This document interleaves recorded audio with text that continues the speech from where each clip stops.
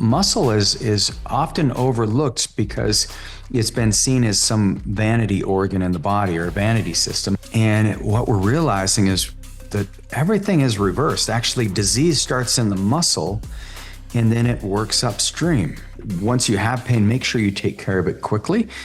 Don't try to force yourself through the pain, and that's where like stem cells, regenerative medicine is amazing. Peptides like BPC-157, taking something like rapamycin on a continual basis is not good for your muscles. And it's certainly not good for your immune system. And a lot of longevity doctors have started to kind of step back from that practice.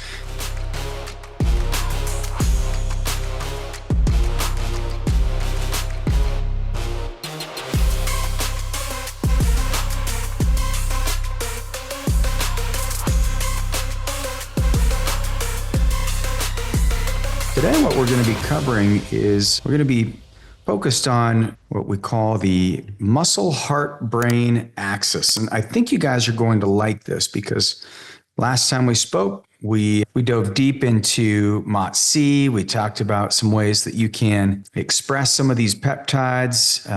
I even gave you the challenge, like to sweat from exercise or sauna or, some kind of sweat 3 times per week, 3 times last week. Did anyone actually accomplish that? Did anyone have a chance to sweat? Kind of a weird way to start a conversation, but all right, good. We got some people who got out there and were able to sweat at least 3 times last week, because the real importance of that is not only do you activate the heat shock proteins, but as we discussed last week, you've got this beautiful peptide called MOTS-c, and MOTS-c is expressed when we sweat. Last week, we talked about ways you can maximize your ability to utilize MOTS-c with 5-amino-1-MQ. We talked about AOD 9604, thymosin beta 4, CJC, ipamorelin. And today, as promised, we're going to be talking about this muscle-heart axis and muscle-heart-brain axis. So I will share my screen so you guys can see some of the cool images. But the first thing we're going to look at is this whole body operation system. And I don't know if you remember, a couple of weeks ago, we went through some of the scoring on the brain fit. Kevin, you had a question. You said, wondering on AOD 9604, deal with the GLP-1 pathways. So it's a great question. The way that it deals with GLP-1 is it works on the growth hormone pathways so that you don't have the same level of muscle mass that sometimes is lost with GLP-1s, especially at the pharmaceutical dose. Like we are big fans of microdosing the GLP-1s so that you don't have that, just no appetite where you don't eat, you don't get your protein in, and that can lead to diminishing returns. So, and Kevin, you found out your GLP-1 gene is not functioning. And yes, and thank you, Kate. So if you go into the chat box, you'll be able to download the body operation system, and it should give you the ability where you can take this test on your own. You can look at your muscle, heart, and brain axis. And I think it will be really important. And Kevin, this would be a longer conversation. So make sure you set something up with one of the providers at East West, and we'll get you some help. So as you're going through, think about your brain. How would you score your brain, how it functions, in relation to your ability to learn new things, your memory, your overall life enjoyment level. Look at your cardiovascular score. How well do you enjoy your physical activities? How many fun experiences are you having? How's your endurance? And then on the muscle, how healthy is your balance, your coordination, your muscle strength, your body composition, and ability to move fast. And that's kind of the general framework that you want to look at these systems through. And so what we're going to do today is we're just going to take a deeper dive, and we'll talk about some of the traps, and we will jump into some of the roles of peptides. And Kevin, we're going to cover some of the GLP-1s, the GIPs, glucagon, some of the benefits there. We'll talk about the Fitness 50, and we'll give you guys some deeper objective assessments that go along with the subjective assessment that is in the chat box there. Thanks for uploading that, Kate. Appreciate it. All right, so we're going to move over here and let's dive into some of the big reasons why muscle is so important, because what happens as we age is we have this loss of muscle mass over time. And what the research shows is that our muscle tissue changes every decade of life.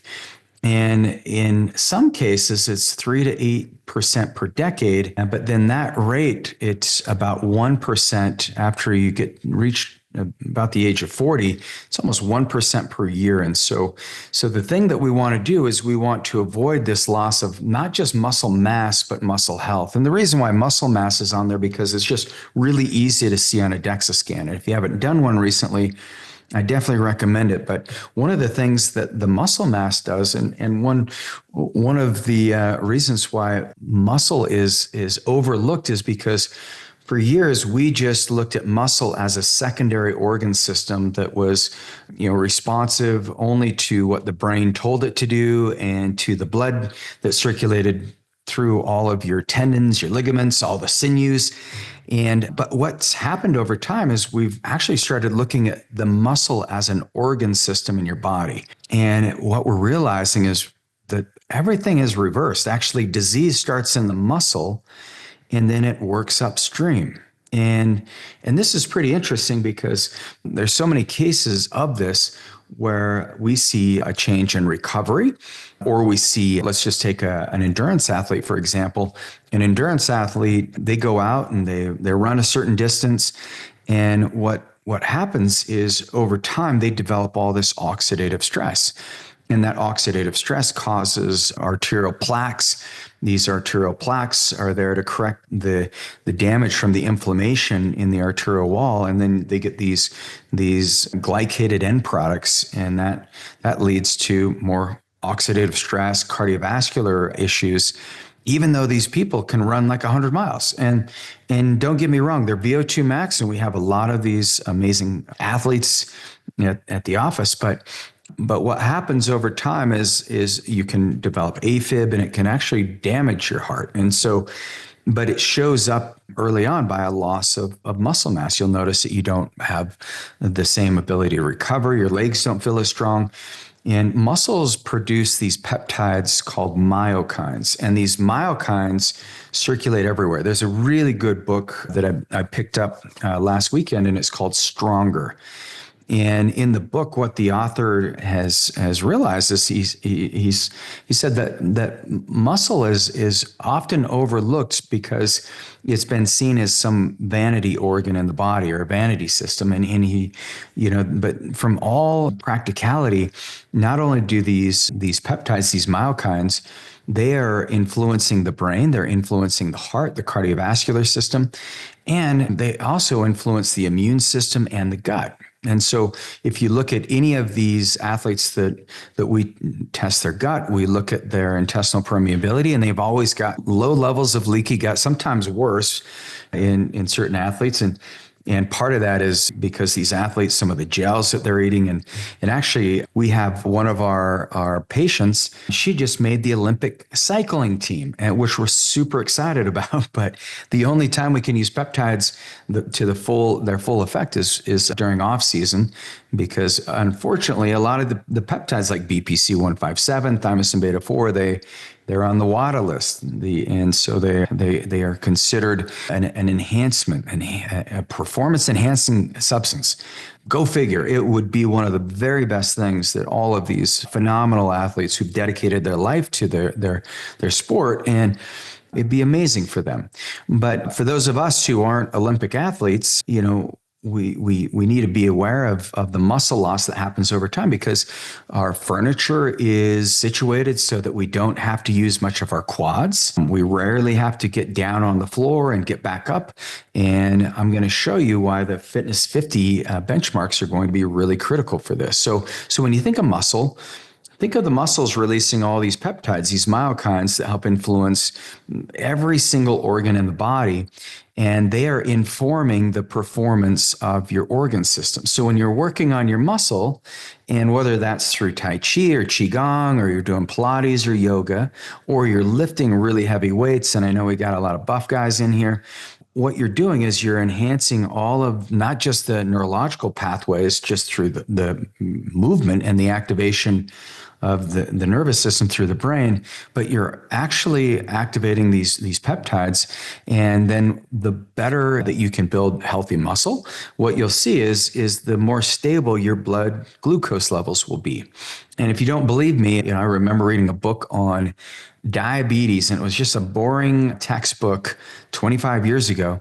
And one of the studies that I came across as I'm reading this medical text was the fact that people who put on, if they could lose the circumference of their waist, if their waist, the circumference of their waist was less than half of their total body length, then what they found is that these individuals who also could put on just 5 pounds of lean muscle, they had a lowering of hemoglobin A1C of up to 1%. And so I thought that was pretty impressive. So the thing that you can do to withstand some of the headwinds of aging is just work on your muscles. And it's not just lifting heavy things, but it's warming up your muscles. It's the proprioception. It's letting your muscles recover and repair. I just did a stem cell therapy makeover last week, which I'm super grateful for. We worked on my back, my shoulder. We did IV.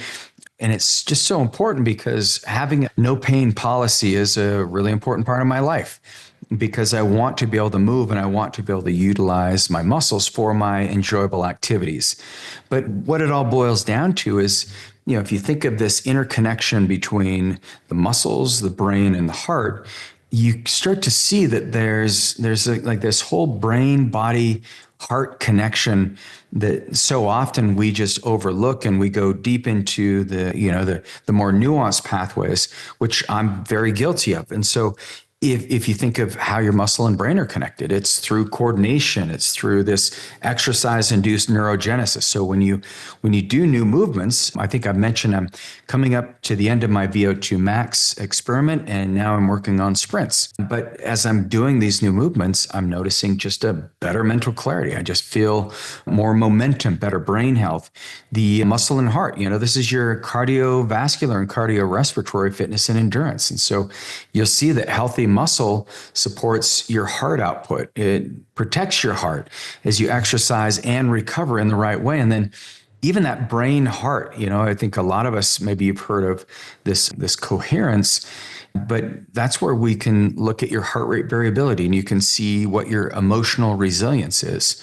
And once again, it's all dependent on this great system and this great organ in your body, the muscle. For longevity, you want to look at the brain and the heart and the muscle, and you'll see that there's this synergistic balance, because strong muscles, usually there's going to be a sharp mind, and then you'll have a powerful heart that leads to optimized energy, delayed aging, and better stress response. So how many of you have activities that you love to do? Like, I don't know if you love running stairs, or maybe you enjoy running backwards. I've got this new sled that I'm putting together to do the backward sled pull, but it's got the wheels on it. And I'm so excited about that, because what happens is I want to, work in reverse. I want to make sure that I'm protecting my knees. And so that backwards walking is one of the best things you can do for it.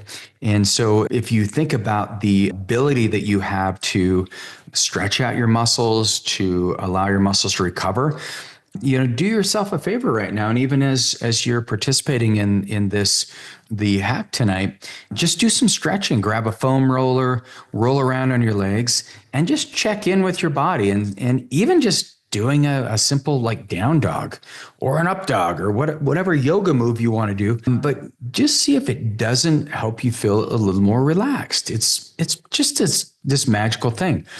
In reading the book Stronger, the fascinating thing about this book is he draws the correlation between some of these Greek sculptures and how muscular and the physique of some of the athletes were, 1,500 years ago. And, I guess there's some statues, they weren't as muscular if you go, the farther back you go, but But these athletes, they train naked, which is, I mean, it just blew my mind. I didn't realize that. I was like, that would be a very awkward. But the interesting thing about it is there was some kind of divine destiny behind their training, because these athletes gave their life towards the sport. And when they won, the victory was theirs alone.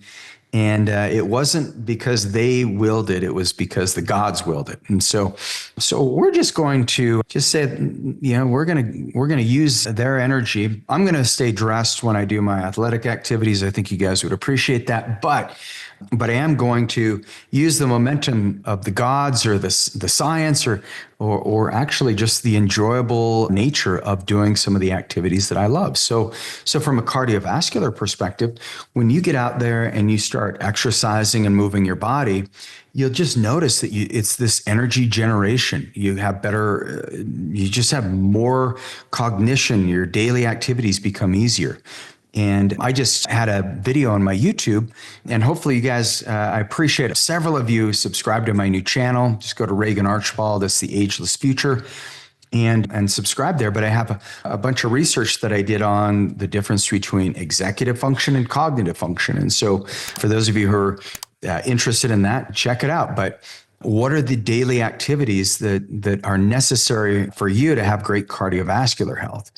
And then on the brain side, once again, it's like, how's your coordination? How's your focus, your emotional engagement? And then looking at those, kind of the two functions of the brain, cognition, we're able to download energy and information into the brain, and then encode it and transcribe it, and be able to pull up and recall that information that you've learned the next day. And it's actually very challenging. I mean, there's a lot of us that we have great cognition, but then when it comes to execution, we just don't quite have all the pieces put together. And so that's, that video I recorded on that is pretty fascinating, because as you do use both modes of operation, you'll find that your brain just gets better and better, and you just feel like more alert to learning new things. And I think that's one of the unique characteristics about people with healthy brains, even in their 80s, 90s, 100, is that they do really well when they are curious, and they never lose that curiosity. And in fact, the book Tiny Experiments, which we talked about last week, that's the whole premise. Curiosity is the cure for uncertainty, because uncertainty can be just as painful as pain itself. So our brain is once you learn how it works, and once you learn how to best work within its structure, you'll be unstoppable. And so the thing that gets in the way of all of this is the pain cycle. And this is what I've seen in clients over the 2 decades that I've been practicing. I see when muscle loss happens, or sarcopenia, we become more prone to injuries. And when we're more prone to injuries, then we can have injuries that aren't always reversible unless we get on top of them quickly. But then those injuries, our bodies compensate for it. And then that compensation causes a decline in our mobility. And then that compensation, if it's one joint that's painful, like you have osteoarthritis in your right knee, well, pretty soon you're going to notice that your hip starts to hurt, probably on the left side. And then your shoulder will hurt on the right side. And then you'll start to have back pain. And so it's so important that when you're looking at muscle is really important for stability, because you want certain muscles to tense up. And one of the muscles that's unique to humans is our gluteus maximus.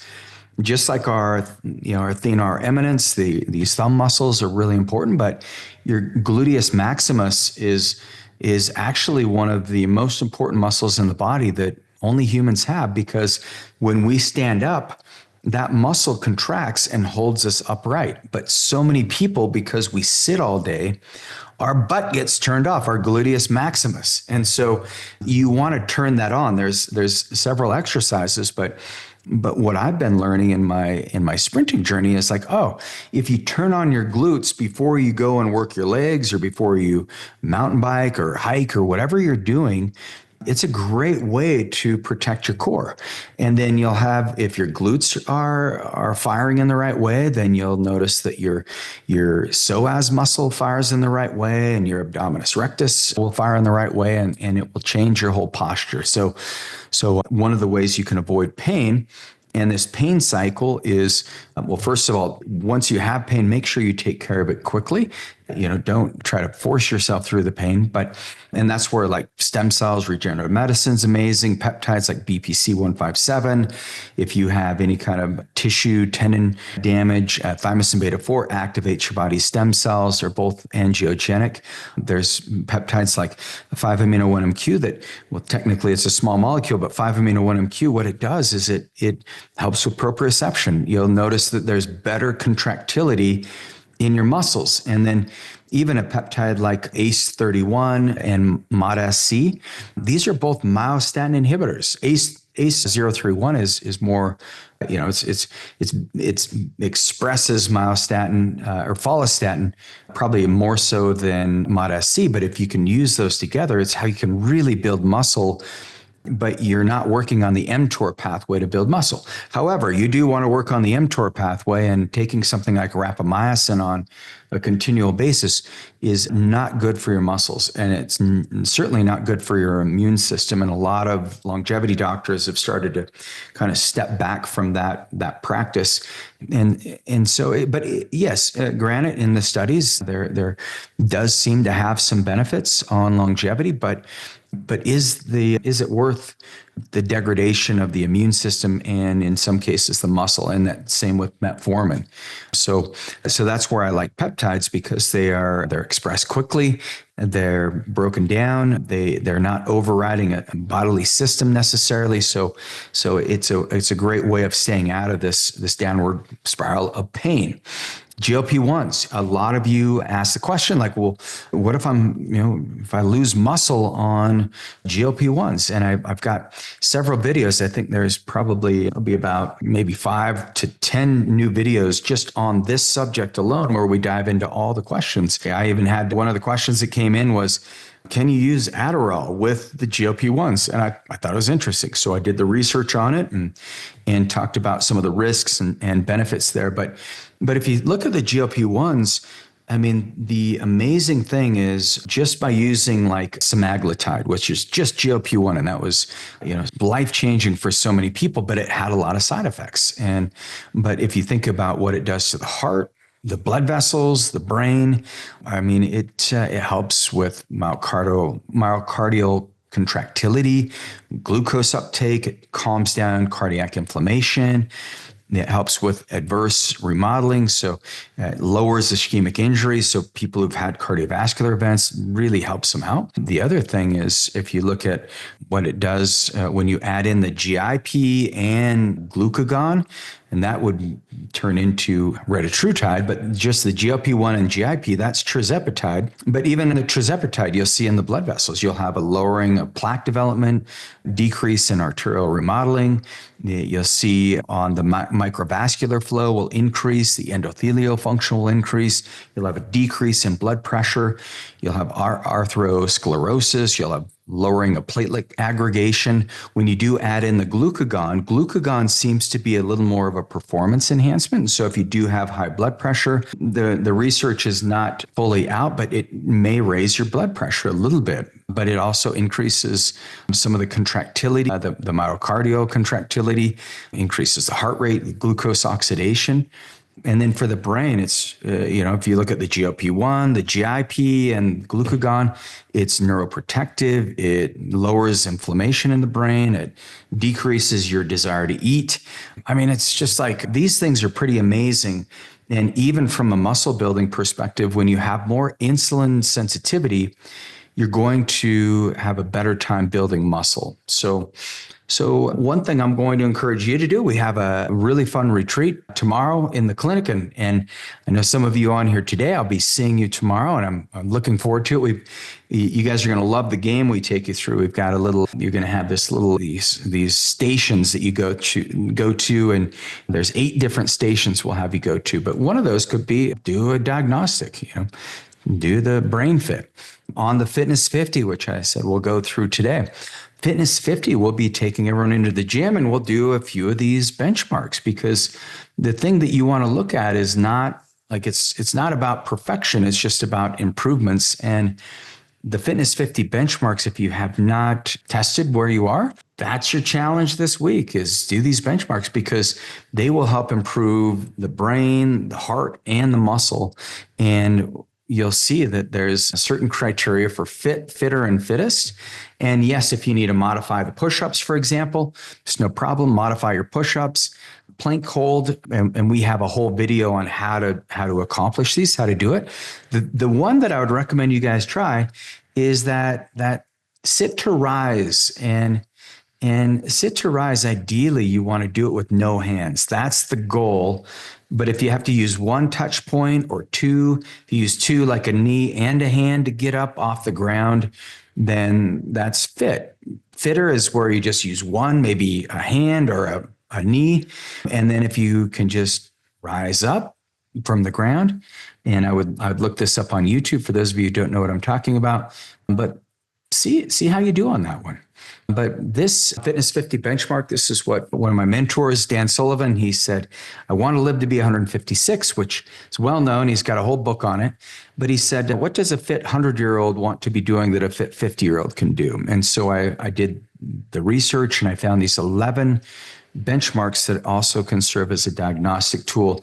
And I tried to make it simple so that you could look at all the different physical modalities that you could do literally in a hotel room, minus the running and the, if you had an elliptical machine or a treadmill, obviously you could, but, wanted to make it so you didn't need equipment. So the other assessment, those of you who are coming tomorrow, jump on the VO2 Max. This is one of our CrossFit athletes, Nick, and he's just hustling on the VO2 Max. Very fit, strong human being. Great guy.